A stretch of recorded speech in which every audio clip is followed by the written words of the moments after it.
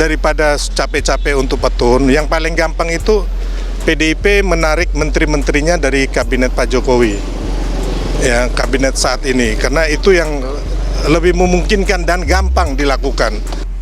Kalau memang nanti dianggap ini bagian dari koalisi besar bahwa itu menjadi baik, ya kita akan menjadi salah satu pertimbangan. Tetapi persoalan juga kita memperkuat kekuatan di luar kekuasaan sehingga ada penyimbang, itu juga akan menjadi hal yang baik untuk dipertimbangkan. PKB resmi bergabung dengan koalisi Prabowo. Cak Imin ditawar sebagai Menteri Sekretaris Negara.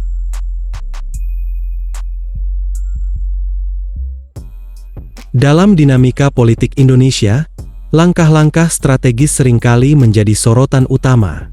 Baru-baru ini, lanskap politik tanah air mengalami guncangan signifikan dengan keputusan Partai Kebangkitan Bangsa untuk resmi bergabung dengan koalisi yang dipimpin oleh Prabowo Subianto.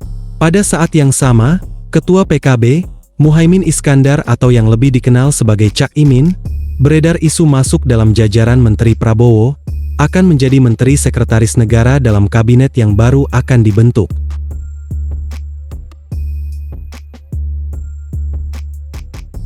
Pergeseran aliansi politik ini membawa implikasi besar bagi peta politik Indonesia. PKB, sebagai salah satu partai Islam terkemuka di Indonesia, sebelumnya telah menjadi bagian dari koalisi pemerintah yang dipimpin oleh Presiden Joko Widodo.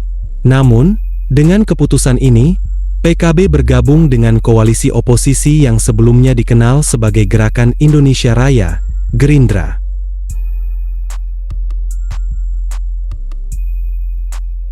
Keputusan PKB untuk bergabung dengan koalisi Prabowo menjadi sorotan utama dalam diskusi politik nasional.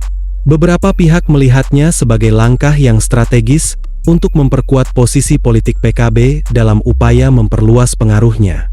Sementara itu, ada juga yang mengkritik langkah ini sebagai pengkhianatan terhadap koalisi sebelumnya, serta potensi dampaknya terhadap stabilitas politik dalam negeri.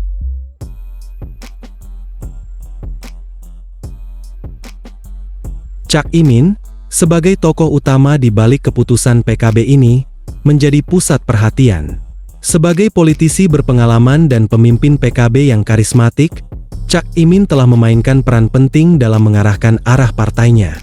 Isu penunjukannya sebagai Menteri Sekretaris Negara dalam Kabinet Koalisi Prabowo menandai posisinya yang semakin menguat dalam peta politik nasional.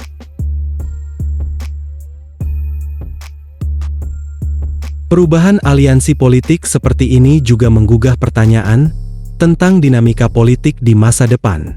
Bagaimana pengaruhnya terhadap arah kebijakan pemerintah? Apakah ini akan menghasilkan kerjasama yang lebih kuat antara partai-partai politik di Indonesia, atau justru memperdalam polarisasi politik? Sementara itu, masyarakat juga dihadapkan pada tantangan untuk memahami implikasi jangka panjang dari perubahan ini. Bagaimana keputusan PKB ini akan memengaruhi dinamika politik di tingkat lokal dan nasional? Apakah ini akan memperkuat stabilitas politik atau justru memperburuk polarisasi yang sudah ada? Dengan berbagai pertanyaan dan spekulasi yang muncul, satu hal yang pasti adalah bahwa perubahan politik ini akan terus menjadi fokus utama dalam diskusi politik di Indonesia. Dalam menghadapi masa depan yang penuh dengan tantangan, penting bagi semua pihak untuk tetap mengutamakan kepentingan nasional dan memastikan bahwa setiap langkah politik yang diambil adalah untuk kesejahteraan rakyat Indonesia secara keseluruhan.